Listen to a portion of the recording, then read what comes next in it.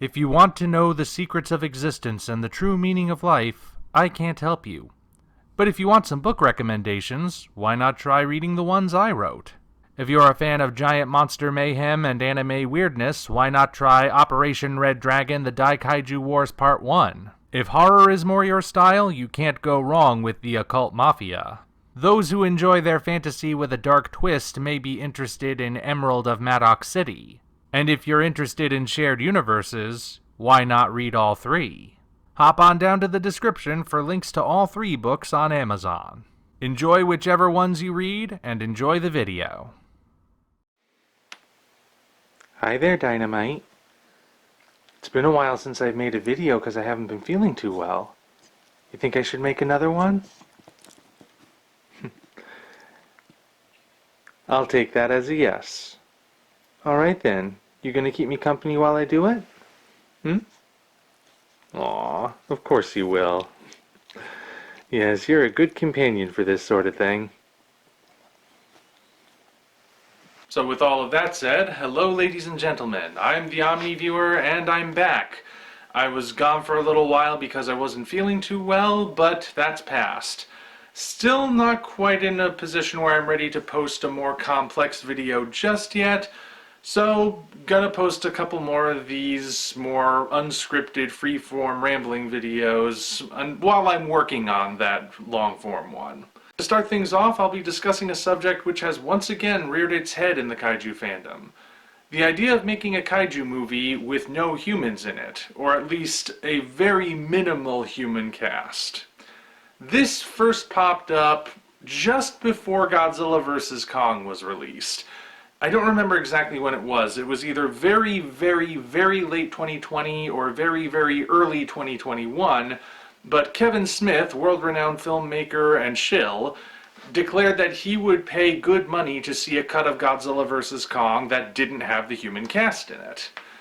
Before that, of course, you had 2019, after Godzilla King of the Monsters came out, Michael Dougherty saying that he would like to make a Godzilla BC movie, in which we would explore what things were like in the past of the MonsterVerse, where we had the ancient world with the Hollow Earth and the Titans all reigned supreme. He didn't say outright that this would not have humans in it, but it was kind of implied by way of the fact that, well, it would be set in a far more primitive world where humans may not be as prolific. After Godzilla vs. Kong was released, Adam Wingard said that he felt the next logical step to take these movies was to make a film that was 100% kaiju focused, with as little focus on the humans as you could get away with. And now, of course, Max Bornstein, who wrote 2014 and has writing credits on King of the Monsters, has also said that he wants to see a MonsterVerse film with very few humans in it, where the focus is mostly on the monsters, like Godzilla, Kong, and whoever else shows up. It's a subject that keeps coming up, and it seems like the people behind the MonsterVerse especially really want to do it, but the reactions from the fandom have been a bit more mixed. There are, of course, those who say, yeah, go ahead, make a movie that's all about the monsters. We don't care about the people anyway. We want to see Godzilla and Kong and Mothra and Ghidorah and all those guys. That's who we're here for. But on the other hand, you have people saying, we need to put more emphasis on making the human characters work because they are necessary to this genre. Where do I stand on the matter? Well, I want to clear up a few things before I specify where I stand. First and foremost, I have always believed that the best giant monster movies treat the monsters as characters. That's true for any monster movie, of course, but it tends to get forgotten when it comes to giant monsters. When you have more human-sized monsters like Frankenstein, Dracula, the Creature, the Phantom of the Opera, and so forth. Yes, I know Frankenstein's not the name of the monster, just go with it. Yeah, that's easier to humanize them because you're working more on a human level. But when you've got these skyscraper-sized creatures, some of which just barely look human, if they look human at all, they tend to be viewed more as just special effects. And sometimes back in the 50s, when these movies made use of real lizards and insects every once in a while, as opposed to making something out of stop motion or puppetry or whatnot, you kind of couldn't really imbue them much with personality because they were real animals. A real cockroach doesn't have much personality to it, so if you make it larger and put it in a model city, it's still going to be a cockroach. But when you look at what came out of Toho in the 50s and 60s and 70s, or the works of, say, Ray Harryhausen or Willis O'Brien, the original King Kong, stuff like 20 Million Miles to Earth, or other random things like, say, Gorgo that came out of Britain in the 60s. These are films that treated the monsters as special effects, sure, but as characters as well. They had personalities, they had motivations. You could even root for them at times. You maybe even wanted to see them triumph over the humans. And I've said time and time again that to not realize that is to miss the point of the kaiju genre. If you're gonna make a monster movie where the monster has no personality and just blows through causing destruction, then you may as well not even make a monster movie. You may as well just make a disaster movie. Something like Twister or The Towering Inferno or something like that. And there is a place for those kind of films, sure, but if you want to make a kaiju movie, you gotta give the kaiju more to it than just roar, smash. There's got to be a personality behind there. But that's not to say the human cast should be neglected. At the very least, they need something to do. They have to affect the plot somehow, even if it's in a minimal way. But ideally, they should be very involved. And in fact, the best possible thing you could do is to find a way to weave the kaiju and human sides of the story together. Sort of like what Shusuke Kaneko did in the Gamera trilogy back in the 90s. Those wove the plots together so smoothly that you cannot remove them. You cannot take that film and say, we'll make a cut that's just the humans, or we'll make a cut that's just the monsters. You have to have those two halves working together. Of course, there are movies that have put more emphasis on the monsters, and there are movies that have put more emphasis on the humans. And there are some that have struck that balance.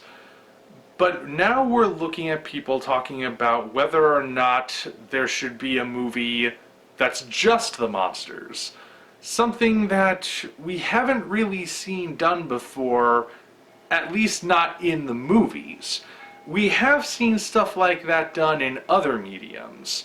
For example, in comics, the MonsterVerse had the prequel comic Godzilla Dominion that was told entirely from Godzilla's perspective. Before that, IDW Comics published Godzilla in Hell, which is, again, entirely from Godzilla's perspective. There are no human characters who show up in that comic at all. And we also have things online, such as when Dangerville did a Walking with Dinosaurs style mockumentary about Godzilla in prehistoric times.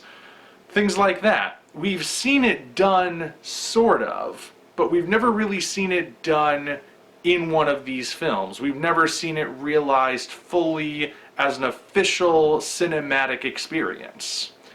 And now we have the question of, should it happen? And I'm surprised to see so many people saying that the answer is no. But I think maybe they're saying no based on something that's not actually being said as part of the argument. You see, whenever someone involved in the MonsterVerse says that they want to make a Godzilla or Kong or just general monster movie that's mostly monster focused and minimal to no human involvement at all in it, that generally gets a certain kind of response on Twitter, which, as we all know, is definitely not a cesspool and one of the best places for intelligent discourse on complex subjects. The general response is that the human characters in the MonsterVerse suck. The solution is not to get rid of them, but to put more emphasis on making them better. I feel that's sort of reading something into these statements that isn't really there. See, whenever I've seen this subject come up from the people who actually make these films, or who shill for them, as Kevin Smith does, but he shills for everything these days, let's be honest. Whenever I see them talking about it, I don't see any of them saying it's because they don't want to have human characters, because nobody cares about the human characters. Maybe I just missed those parts, but if anyone can point me towards them, feel free to. I'm just saying I haven't seen or read or heard anything like that. What I'm seeing them say is that they want to actually try it. They are looking at it from a storytelling perspective. It's people responding to it who are talking about how the problem is not to get rid of human characters just because you can't write them. That's shifting the goalpost in a way. It's making the argument about something that it's not initially about. That being said, though, we're still left with the question of, should we make a kaiju movie that's all kaiju and little to no human involvement? Should we have that much focus beyond the monsters? And personally, I say, why not? I think it can be done. It should at least be tried. Let's think about this for a moment. A lot of people who defend the Reiwa series of Godzilla, particularly the stuff that Toho has been producing, since they don't generally count the MonsterVerse as the Reiwa series, they've been defending those films and series on the grounds that they are experimental. Now, in some ways they are, in some ways they're not. I don't necessarily think the ways in which they are experimental really pay off, of course. But then again, it's not the fact that these works are experimental that caused them to fail. It's the way in which those experiments were performed and the results that they got, which were the problem. I'm not opposed to the idea of something like, say, a post-apocalyptic Godzilla story that has all these different elements, like a city made of living metal, or a cosmic horror King Ghidorah, or a Godzilla that changed the environment around him because he was so powerful. I can get behind those ideas, I just can't get behind those ideas as they were realized in the Polygon trilogy. It was terrible in those examples. But there is a way to tell that story. That experiment failed. Doesn't mean that someone couldn't do something similar and get better results. Because this is art we're talking about. It's all about the ability of the people making it, not the idea itself per se. It's that old axiom, there are no bad ideas, only bad executions. Now, a kaiju film that's only kaiju? That would definitely be experimental. Again, it's something we haven't seen done in any of the official films. So, it could turn out terribly, sure, but it could also turn out great. I often say when the subject comes up and I decide to throw my hat into the ring and give my view on it, that if it were done really well, it might wind up like Genndy Tartakovsky's Primal. And I know what some people will say. Genndy Tartakovsky's Primal has a human character at its center. After all, it's about Fang and Spear, a T-Rex and a caveman, respectively. If Spear is a caveman, that means there's a human character in it, right? True, but Spear is such a primitive character that he's not really a traditional human protagonist. In execution, he has a lot of similarities to the MonsterVerse interpretation of Kong. He's very primitive, very simple-minded, very straightforward, very action-oriented, capable of using simple tools and figuring out simple things, but his understanding of more complex stuff is only just starting to develop. You line them up next to each other, you'll see a lot of similarities. Primal, therefore, would be a good example of what it might look like if you had a series in which Godzilla and King Kong teamed up. I stand by that interpretation. By the way, if you're an adult and you can handle the themes and the graphic content, watch Genndy Tartakovsky's Primal. But anyway, the point is, Primal turned out to be really, really good. And as for those aforementioned comic book versions, Godzilla Dominion was one of the better MonsterVerse prequel comics, I believe. It had an interesting way of going about its story. I still need to review those, but that's for another day. Godzilla in Hell definitely went more experimental because the very nature of the setting called for some more abstract things to take place, but they managed to go all the way through and still get the point across. I could say that there's only one issue of Godzilla in Hell that not only felt out of place, but also didn't really make much sense. It felt more like it was a random nightmare than an actual chapter in this saga. But either way, it was worth reading. And of course, what Dangerville did with Walking with Godzilla, interesting stuff right there. I even shared my thoughts on it at one point. So, when you look at the idea and you look at how it's been executed in the past, there is an argument to be made that it could be done.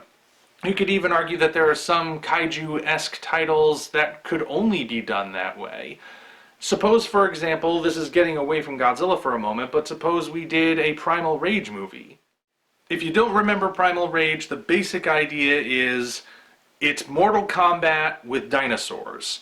But that's just the basic description. Thanks to novelizations and the toy line that came out at the same time, it actually has a very rich and complex mythology about these ancient dino gods that ruled the earth long before mankind and then rise up again after an apocalyptic event. If you were to make a Primal Rage movie, you'd have to do that with the focus being entirely on those dino gods. You couldn't really focus on the humans because there are no central human characters. Well, there were plans for human characters, but that was for a game that never actually materialized, and I'm not sure it would have worked as well. If you were to just make it as it is, though, you'd have to focus on the monsters. Only one of the dino gods is kinda sorta human, but most of the time he spends as one of those big monsters. And you couldn't really focus on him as a human without otherwise removing that element. And I do think it could potentially work for Godzilla and Kong and any of the monsters, really. At the very least, I think it's worth trying. Like I said, don't like Shin Godzilla, don't like the Polygon Trilogy, don't like Singular Point, but they still deserved their day in court. I was not going to say that they should never have been made simply based on the concepts and what they were doing. Even when I had trepidation about certain things, I always said they deserve their day in court. I'm going to reserve full judgment until I actually see the full thing, then I'll determine if it passes or fails. Unfortunately, they've all failed at this point, but the fact is, they still deserve that chance. And I think a kaiju-centric kaiju movie also deserves that kind of chance. Yes, it could be a disaster. It could also be great. It could be something that revolutionizes the entire genre. Because, like I said, we haven't really seen it done all that much. The only places we've seen it done are in fan works or in pieces that are generally in a niche medium. So why not give it a shot? Who knows what might happen? And if anyone at Legendary wants somebody to potentially write this work or maybe do motion capture for the monsters, I happen to know this guy with a beard and a fedora who runs a YouTube channel. He's very much into these things and would probably know a thing or two about it, so give him a call or send him an email or something. But anyway, that's just where I stand. I think it at least deserves a chance. I'm not saying that we shouldn't have any humans in kaiju movies going forward. I don't think the human characters in a kaiju movie should be excised or that they are worthless. But we haven't seen a humanless kaiju movie done yet. So how else will we know if it works unless we give it a shot? Sure, it might be a risk. Every movie is technically a risk, especially when it's got a big budget. Risks can pay off. And that's all I have to say on it for now. Until such time as we meet again, this is the Omni Viewer signing off. If you enjoyed what you just saw, hop on down to the description for links to Patreon, DeviantArt, and all of our social media, as well as links for Operation Red Dragon, The Daikaiju Wars Part 1, The Occult Mafia, and Emerald of Maddox City, 3 original novels I think you'll really enjoy. Thank you all, and we appreciate your support.